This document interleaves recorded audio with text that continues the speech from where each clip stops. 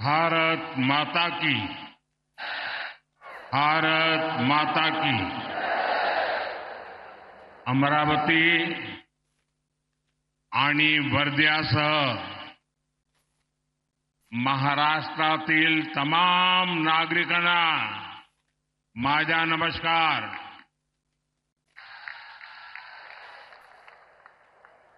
2 दिन पहले ही हम सबने विश्वकर्मा पूजा का उत्सव मनाया है और आज वर्धा की पवित्र धरती पर हम पीएम विश्वकर्मा योजना की सफलता का उत्सव मना रहे हैं। आज ये दिन इसलिए भी खास है क्योंकि 1932 में आज ही के दिन महात्मा गांधी जी ने अस्पृश्यता के खिलाफ अभियान शुरू किया था।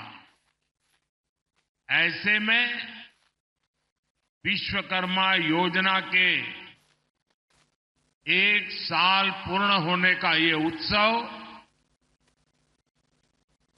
विनोबा जी की ये साधना स्थली, महात्मा गांधी जी की कर्मभूमि, वर्धा की ये धरती, ये उपलब्धि और प्रेरणा का ऐसा संगम है जो विकसित भारत के हमारे संकल्पों को नई ऊर्जा देगा। विश्वकर्मा योजना के जरिए हमने श्रम से समृद्धि, इसका कौशल से बेहतर कल का जो संकल्प लिया है, वर्धा में बापू की प्रेरणाएं हमारे उन संकल्पों को सिद्धि तक ले जाने का माध्यम बनेगी। मैं इस योजना से जुड़े सभी लोगों, देश भर के सभी लाभार्थियों को इस अवसर पर बधाई देता हूं। साथियों, आज अमरावती में पीएम मित्र पार्क की आधारशिला भी रखी गई है।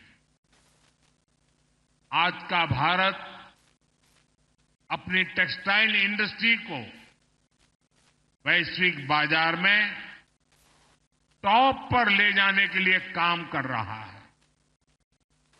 देश का लक्ष्य है भारत की टेक्सटाइल सेक्टर के हजारों वर्ष पुराने गौरव को पुनर्स्थापित करना।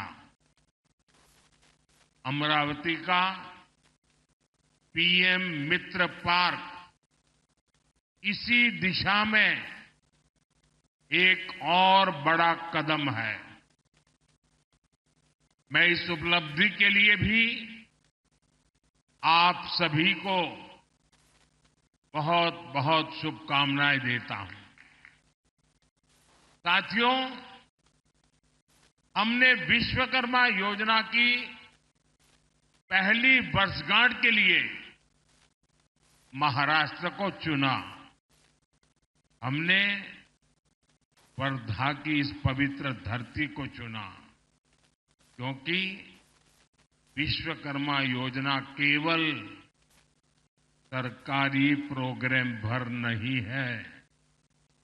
ये योजना भारत के हजारों वर्ष पुराने कौशल को विकसित भारत के लिए इस्तेमाल करने का एक रोड मैप है। आप याद करिए, हमें इतिहास में भारत की समृद्धि के कितने ही गौरवशाली अध्याय देखने को मिलते हैं। इस समृद्धि का बड़ा आधार क्या था? उसका आधार था हमारा पारंपरिक कौशल, उस समय का हमारा शिल्प, हमारी इंजीनियरिंग, हमारा विज्ञान इस दुनिया में के सबसे बड़े वस्त्र निर्माता थे। हमारा धातु विज्ञान, हमारी मेटलर्जी भी विश्व में बेजोड़ थी। उस समय के बने मिट्टी के बर्तनों से लेकर भवनों की डिजाइन का कोई मुकाबला नहीं था। इस ज्ञान विज्ञान को कौन घर घर पहुंचाता था? सुतार, लोहार, सोनार, कुम्हार, मूर्तिकार, चर्मकार, बढ़ई, मिस्त्री, ऐसे अनेक पेशे ये भारत की समृद्धि की बुनियाद हुआ करते थे। इसलिए गुलामी के समय में अंग्रेजों ने इस स्वदेशी हुनर को समाप्त करने के लिए भी अनेकों साजिशें की। इसलिए ही वर्धा की इस धरती से गांधी जी ने ग्रामीण उद्योग को बढ़ावा दिया था। लेकिन साथियों, ये देश का दुर्भाग्य रहा कि आजादी के बाद की सरकारों ने इस हुनर को वो सम्मान नहीं दिया जो दिया जाना चाहिए था। उन सरकारों ने विश्वकर्मा समाज की लगातार उपेक्षा की। जैसे जैसे हम शिल्प और कौशल का सम्मान करना भूलते गए, भारत प्रगति और आधुनिकता की दौड़ में भी पिछड़ता चला गया। साथियों, अब आजादी के 70 साल बाद हमारी सरकार ने इस परंपरागत कौशल को नई ऊर्जा देने का संकल्प लिया।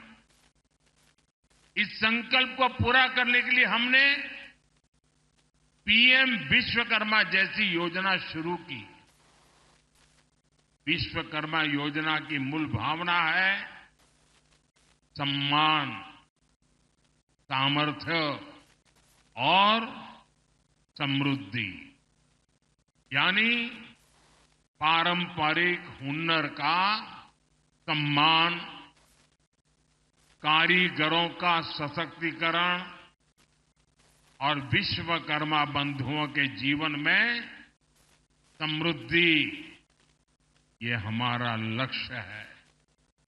और साथियों, विश्वकर्मा योजना की एक और विशेषता है, जिस स्केल पर, जिस बड़े पैमाने पर इस योजना के लिए अलग अलग विभाग एकजुट हुए हैं, ये भी अभूतपूर्व है।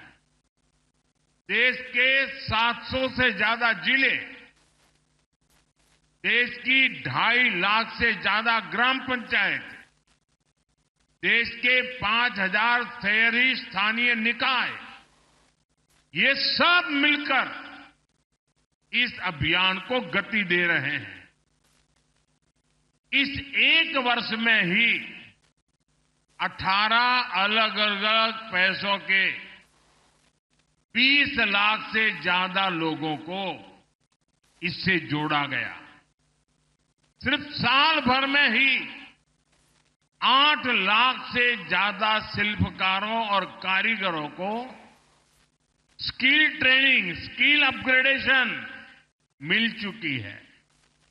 अकेले महाराष्ट्र में ही 60,000 से ज्यादा लोगों को ट्रेनिंग मिली है।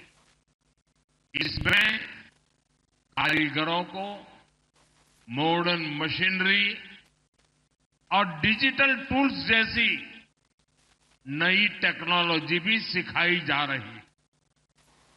अब तक 6.5 लाख से ज्यादा विश्वकर्मा बंधुओं को आधुनिक उपकरण भी उपलब्ध कराए गए हैं।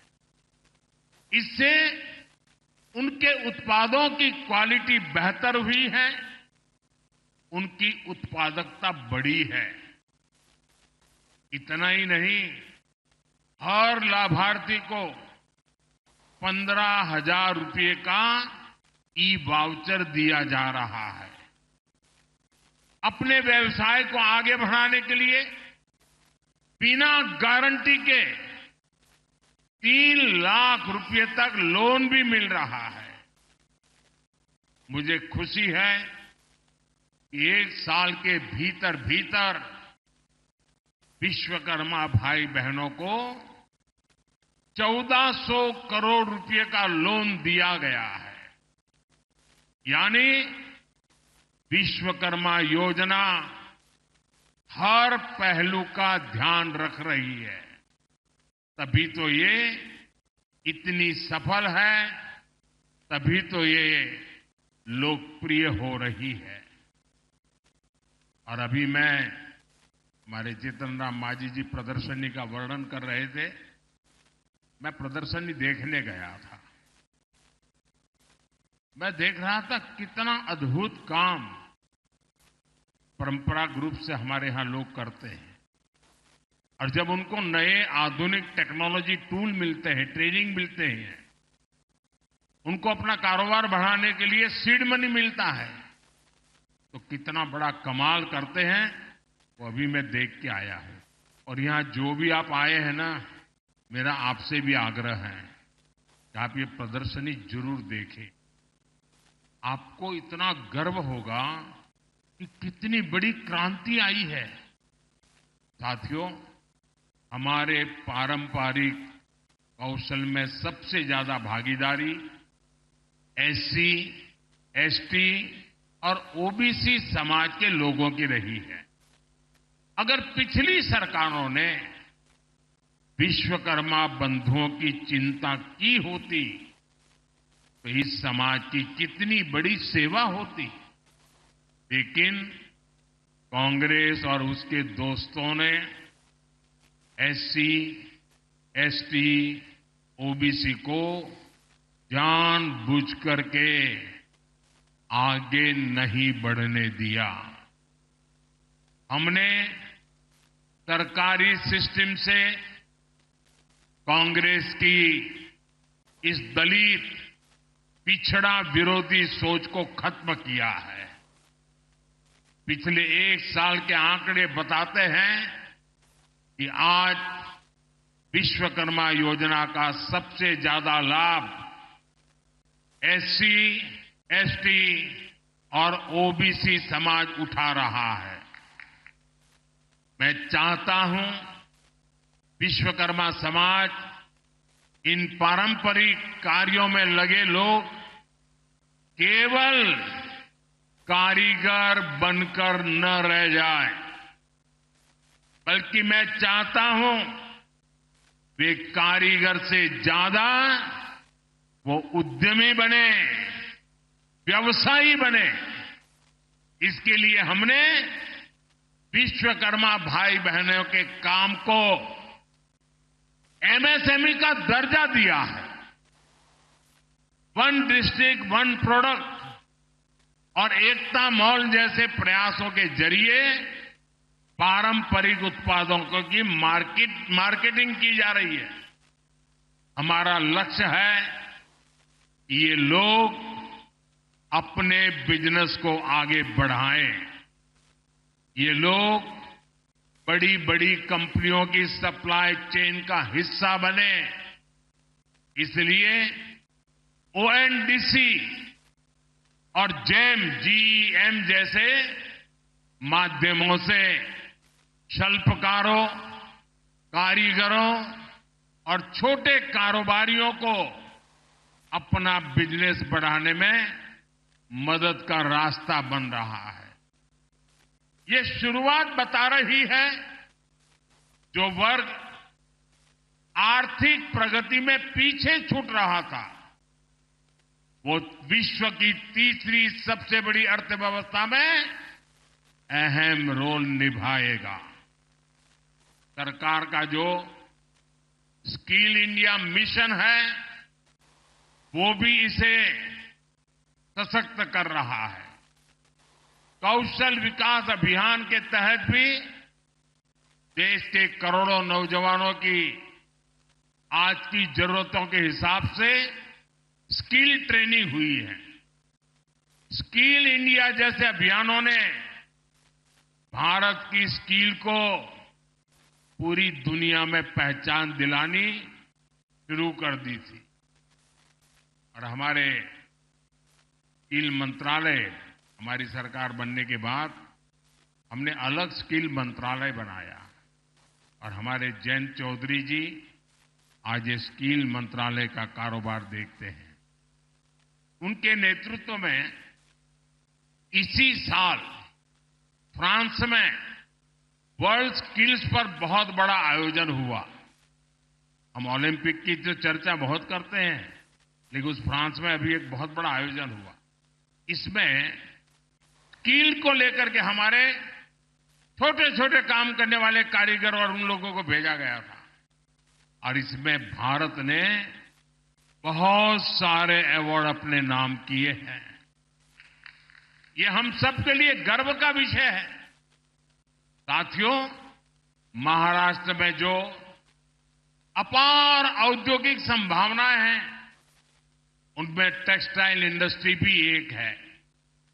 विदर्भ का ये इलाका ये हाई क्वालिटी कपास के उत्पादन का इतना बड़ा केंद्र रहा है। लेकिन दशकों तक कांग्रेस और बाद में महाअगाड़ी सरकार ने क्या किया? उन्होंने कपास को महाराष्ट्र के किसानों की ताकत बनाने की जगह उन किसानों को बदहाली में धकेल दिया। ये लोग केवल किसानों के नाम पर राजनीति और भ्रष्टाचार करते रहे। समस्या का समाधान देने के लिए काम तब तेजी से आगे बढ़ा जब 2014 में देवेंद्र फडणवीस जी की सरकार बनी थी। तब अमरावती के नांदगांव खंडेश्वर में टेक्सटाइल पार्क का निर्माण हुआ था। आप याद करिए, तब उस जगह के क्या हाल थे। कोई उद्योग वहां आने को तैयार नहीं होता था। लेकिन अब वही इलाका महाराष्ट्र के लिए बड़ा औद्योगिक केंद्र बनता जा रहा है। साथियों, आज पीएम मित्र पार्क पर जिस तेजी से काम हो रहा है, उससे डबल इंजन सरकार की इच्छा शक्ति का पता चलता है। हम देश भर में ऐसे ही 7 पीएम मित्र पार्क स्थापित कर रहे हैं। हमारा विजन है farm to fibre, fibre to fabric, fabric to fashion, fashion to foreign. यानी विदर्भ के कपास से यहीं हाई क्वालिटी फैब्रिक बनेगा और यहीं पर फैब्रिक से फैशन के मुताबिक कपड़े तैयार किए जाएंगे। ये फैशन विदेशों तक एक्सपोर्ट होगा। इससे किसानों को खेती में होने वाला नुकसान बंद होगा। उन्हें उनकी फसल की अच्छी कीमत मिलेगी, उसमें वैल्यू एडिशन होगा। अकेले पीएम मित्र पार्क से ही यहां 8 से 10 हजार करोड़ रुपए के निवेश की संभावना है। इससे विदर्भ और महाराष्ट्र में युवाओं के लिए रोजगार के 1 लाख से ज्यादा नए अवसर बनेंगे। यहां दूसरे उद्योगों को भी बढ़ावा मिलेगा। नई सप्लाई चेन्स बनेगी। देश का निर्यात बढ़ेगा, आमदनी बढ़ेगी। और भाई और बहनों, इस औद्योगिक प्रगति के लिए जो आधुनिक इंफ्रास्ट्रक्चर और कनेक्टिविटी चाहिए, महाराष्ट्र उसके लिए भी तैयार हो रहा है। नए हाईवेज, एक्सप्रेसवेज, समृद्धि महामार्ग, वाटर और एयर कनेक्टिविटी का विस्तार, महाराष्ट्र नई औद्योगिक क्रांति के लिए कमर कस चुका है। साथियों, मैं मानता हूं महाराष्ट्र की बहुआयामी प्रगति का अगर कोई पहला नायक है तो वो है यहां का किसान। जब महाराष्ट्र का, विदर्भ का किसान खुशहाल होगा, तभी देश भी खुशहाल होगा। इसलिए हमारी डबल इंजन सरकार मिलकर किसानों की समृद्धि के लिए काम कर रही है।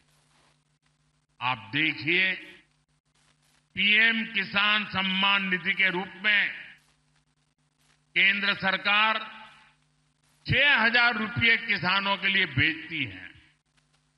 महाराष्ट्र सरकार उसमें 6,000 रुपया और मिलाती है।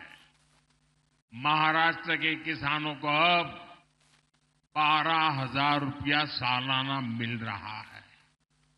फसलों के नुकसान की कीमत किसान को न चुकानी पड़े, इसके लिए हमने 1 रुपये में फसल बीमा देना शुरू किया है। महाराष्ट्र की एकनाथ शिंदे जी की सरकार ने किसानों का बिजली बिल भी 0 कर दिया है। इस क्षेत्र में सिंचाई की समस्या के समाधान के लिए हमारी सरकार के समय से ही कई प्रयास शुरू हुए थे, लेकिन बीच में ऐसी सरकार आ गई जिसने सारे कामों पर ब्रेक लगा दिया। इस सरकार ने फिर से सिंचाई से जुड़े प्रोजेक्ट्स को गति दी है। इस क्षेत्र में करीब 85,000 करोड़ रुपए की लागत से वैनगंगा, नलगंगा नदियों को जोड़ने की परियोजना को हाल ही में मंजूरी दी गई है। इससे नागपुर, वर्धा, अमरावती, यवतमाल, अकोला, बुल्डाना, इन 6 जिलों में 10 लाख एकड़ जमीन पर सिंचाई की सुविधा मिलेगी। साथियों, हमारे महाराष्ट्र के किसानों की जो मांगे थी, उन्हें भी हमारी सरकार पूरा कर रही है। प्याज पर एक्सपोर्ट टैक्स 40% से घटाकर 20% कर दिया गया है। खाद्य तेलों का जो आयात होता है, उस पर हमने 20% टैक्स लगा दिया है। रिफाइंड सोयाबीन, सूर्यमुखी और पाम ऑयल पर कस्टम ड्यूटी को 12.5% से बढ़ाकर 32.5% कर दिया है। इसका बहुत फायदा हमारे सोयाबीन उगाने वाले किसानों को होगा। जल्द ही इन सब प्रयासों के परिणाम भी हमें देखने को मिलेंगे, लेकिन इसके लिए हमें एक सावधानी भी बरतनी होगी। जिस कांग्रेस पार्टी और उसके दोस्तों ने किसानों को इस हालत में पहुंचाया, बर्बाद किया, हमें उन्हें फिर मौका नहीं देना है। क्योंकि कांग्रेस का एक ही मतलब है, झूठ, धोखा और बेईमानी। इन्होंने तेलंगाना में चुनाव के समय किसानों से लोन माफी जैसे बड़े बड़े वादे किए, लेकिन जब इनकी सरकार बनी तो किसान लोन माफी के लिए भटक रहे हैं। कोई उनकी सुनने वाला नहीं है। महाराष्ट्र में हमें इनकी धोखेबाजी से बचकर रहना है। साथियों, आज जो कांग्रेस हम देख रहे हैं, ये वो कांग्रेस नहीं है जिससे कभी महात्मा गांधी जी जैसे महापुरुष जुड़े थे। आज की कांग्रेस में देशभक्ति की आत्मा दम तोड़ चुकी है। आज की कांग्रेस में नफरत का भूत दाखिल हो गया है।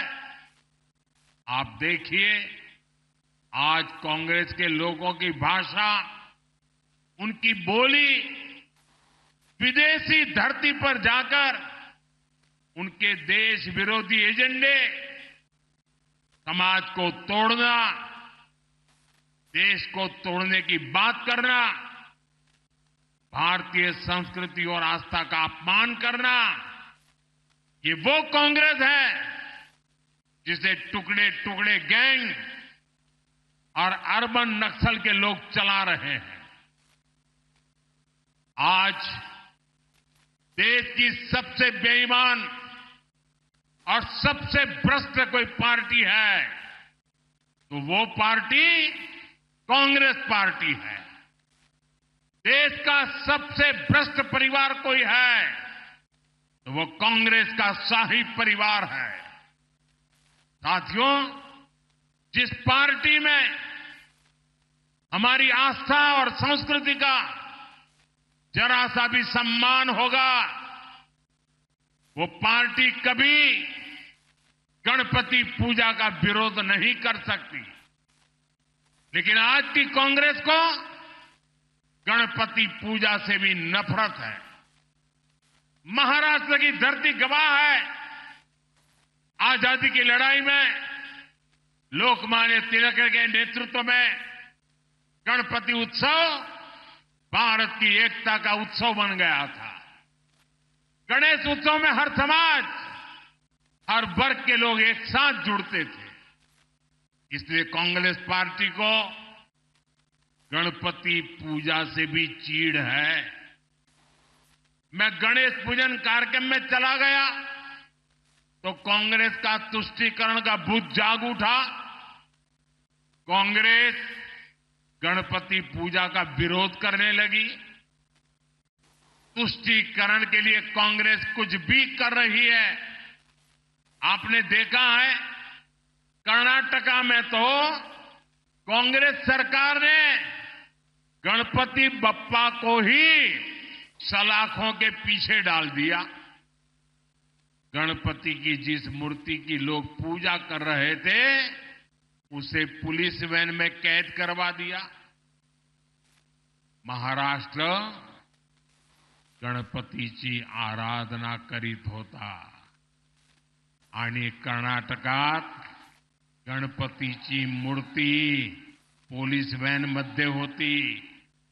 साथियों, पूरा देश गणपति के इस अपमान को देखकर आक्रोशित है। मैं हैरान हूं, इस पर कांग्रेस के सहयोगियों के मुंह पर भी ताला लग गया है। उन पर भी कांग्रेस की संगत का ऐसा रंग चढ़ा है कि गणपति के अपमान का भी विरोध करने की उनमें हिम्मत नहीं बची है। भाई और बहनों, हमें एकजुट होकर कांग्रेस के इन पापों का जवाब देना है। हमें परंपरा और प्रगति के साथ खड़ा होना है। हमें सम्मान और विकास के एजेंडे के साथ खड़ा होना है। हम साथ मिलकर महाराष्ट्र की अस्मिता को बचाएंगे। हम सब साथ मिलकर महाराष्ट्र का गौरव और बढ़ाएंगे। हम महाराष्ट्र के सपनों को पूरा करेंगे। इसी भाव के साथ इतनी बड़ी तादाद में आकर के इस महत्वपूर्ण योजनाओं को आपने जो उसकी ताकत को समझा है, इन योजनाओं का विदर्भ के जीवन पर, हिंदुस्तान के सामान्य व्यक्ति के जीवन पर कैसा प्रभाव होना है, ये आपकी विधानसभा के कारण मैं इसे महसूस कर रहा हूं। मैं एक बार फिर सभी विश्वकर्मा साथियों को, विदर्भ के और महाराष्ट्र के सभी मेरे भाई बहनों को बहुत बहुत बधाई देता हूं। मेरे साथ बोलिए भारत माता की। दोनों हाथ ऊपर करके पूरी ताकत से भारत माता की, भारत माता की।